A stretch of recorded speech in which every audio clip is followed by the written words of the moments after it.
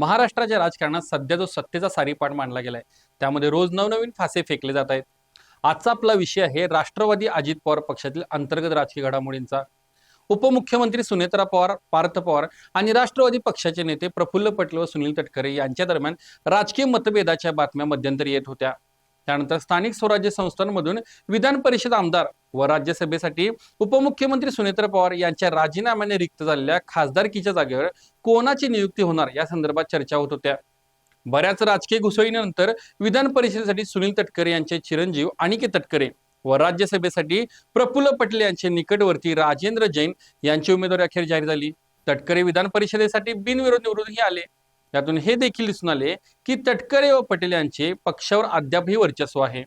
या सर्व घडामोडी पाहिल्यानंतर प्रश्न उरतो तो म्हणजे राष्ट्रवादीवर नियंत्रण नक्की कोणाचे आहे? अजितदादांच्या कुटुंबाचे की पक्षातील काही मुठभर नेत्यांचे की पडद्यामागून सूत्र हलवणाऱ्या कोणत्या तरी महाशक्तीचे? आजच्या या विश्लेषणामध्ये आपण या सर्व प्रश्नांची उत्तरे शोधणार आहोत.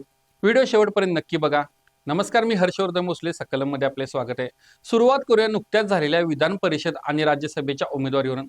गेल्या कित्येक दिवसांपासून अजित पवार गटामध्ये ज्या दोन नेत्यांबद्दल मोठी धुसफूस चालू होती ते दोन नेते म्हणजे प्रफुल्ल पटेल आणि सुनील तटकरे. पक्षांतर्गत अनेक नेत्यांची या दोघांवर नाराजी असल्याची चर्चा राजकीय वर्तुळात होती. पण राजकारण हे अनिश्चिततेचा खेळ आहे आणि इथं घडले ते अगदी उलट. ज्यांच्यावर नाराजी त्यांच्याच पारड्यात सत्तेचे माप पडले आहे. विधान परिषदेसाठी पक्षाने कोणाला उमेदवारी दिली? तर सुनील तटकरे यांचे सुपुत्र अनिकेत तटकरे यांना. विशेष म्हणजे ते बिनविरोध निवडूनही आले आहेत. दुसरीकडे राज्यसभेची उमेदवारी कोणाला मिळाली? तर प्रफुल्ल पटेल यांचे अत्यंत निकटवर्ती आणि त्यांचे एकेकाळचे स्वीय सहाय्यक राजेंद्र जैन यांना.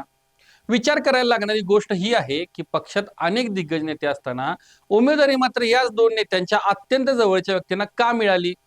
हे निर्णय पक्षाच्या भल्यासाठी घेतले गेले आहेत की विशिष्ट नेत्यांचे वर्चस्व प्रस्थापित करण्यासाठी?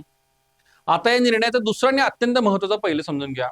प्रफुल्ल पटेल आणि सुनील तटकरे यांच्या कार्यपद्धतीबद्दल अजितदादांच्या पत्नी म्हणजे सुनेत्रा पवार यांची नाराजी जगजाहीर आहे. पक्षाच्या कोर कमिटीमध्ये यावरून बऱ्याचदा खटके उडल्याच्या बातम्या आल्या आहेत. तरीही पक्षाचा निर्णय गोंधळात टाकणारा ठरला. छगन भुजबळ यांच्यासारखा एक प्रस्थापित मास लीडर आणि ओबीसींचा मोठा चेहरा पक्षात असताना त्यांना डावलून प्रफुल्ल पटेल यांच्या एका निकटवर्त्याला आणि माजी स्वीय सहाय्यकाला राज्यसभेची उमेदवारी दिली जाते. हा निर्णय राजकीय दृष्ट्या कोणालाच पचणार नाहीये. तळागाळातील कार्यकर्त्यांना आणि राजकीय विश्लेषकांना हा एक मोठा धक्का आहे. या सगळ्या घडामोडीत छगन भुजबळ शांत बसण्यापैकी नक्कीच नाहीत. त्यांची नाराजी आणि त्यांनी केलेली मागणी आता लपून राहिलेली नाही. सुनेत्रा पवारांची राज्यसभेची जागा रिकामी झाली त्यावर छगन भुजबळांनी स्वतः डावा ठोकला होता. त्यांनी स्पष्ट अट ठेवली होती की मी राज्यसभेवर जातो आणि त्या बदल्यात महाराष्ट्रातील कॅबिनेट मंत्रीपद माझा पुतण्या आणि माजी खासदार समीर भुजबळ यांना देण्यात यावे. पण हे बोलताना भुजबळांनी एक अत्यंत सूचक आणि स्फोटक विधान केले. त्यांनी म्हटले होते की महाराष्ट्रातील खूप साऱ्या कुटुंबात एकापेक्षा जास्त पदे आहेत. आता हा बाण कोणावर होता? राजकीय विश्लेषकांच्या मते हा थेट तटकरे कुटुंबावर केलेला हल्ला होता. सोशल मीडियावर सध्या या गोष्टीची मोठी चर्चा आहे कारण तटकरे यांच्या घरामध्ये मोठी 3 पदे आहेत. सुनील तटकरे स्वतः पक्षाचे प्रदेशाध्यक्ष आणि खासदार आहेत.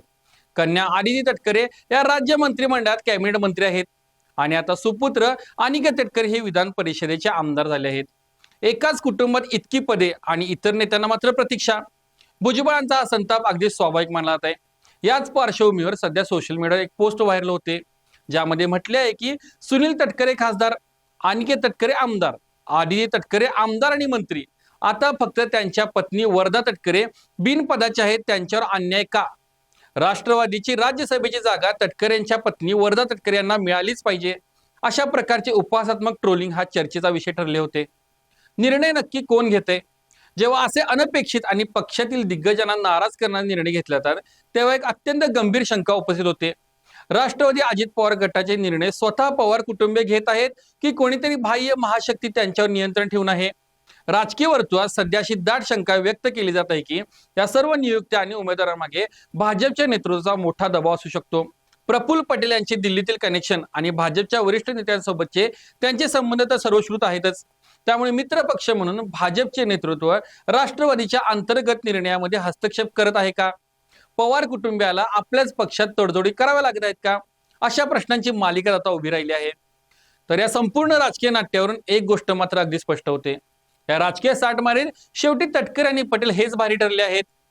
पक्षातील अंतर्गत नाराजी, सुनेत्रा पवारांचा विरोध किंवा भुजबळांसारख्या मास लीडरचा दबाव या सगळ्यांवर मात करत त्यांनी आपल्या जवळच्या लोकांना सत्तेच्या खुर्चीवर बसवले आहे. राजकारणात जे समोर दिसते ते सत्य असते असे नाही. पडद्याआड कोणती सूत्रे हलतील, दिल्लीतून कोणते निरोप येतात आणि कोणाचे पंख कसे छाटले जातात हे कधीच पूर्णपणे बाहेर येत नाही. राष्ट्रवादी अजित पवार गटातील ही धुसफूस आगामी विधानसभा निवडणुकीत कोणता रंग दाखवणार हे पाहणं अत्यंत रंजक ठरणार आहे. तुम्हाला काय वाटतं? राष्ट्रवादीवर खरोखरच बाह्य शक्तीचे नियंत्रण आहे का, की अजित पवार कुटुंबियाची ही काही नवी राजकीय खेळ आहे? तुमचे विचार आम्हाला कमेंट बॉक्समध्ये नक्की सांगा.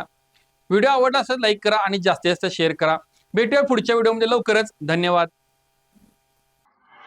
बाबा खूप बोर होतंय, काहीतरी नवीन फ्रेश ऑर्डर करा ना. माझ्याकडे एक सरप्राईज आहे. गोकुळचा आस्वाद परंपरेचा गोकुळ आईस्क्रीम सोबती प्रत्येक क्षणाचा गोकुळ आईस्क्रीम.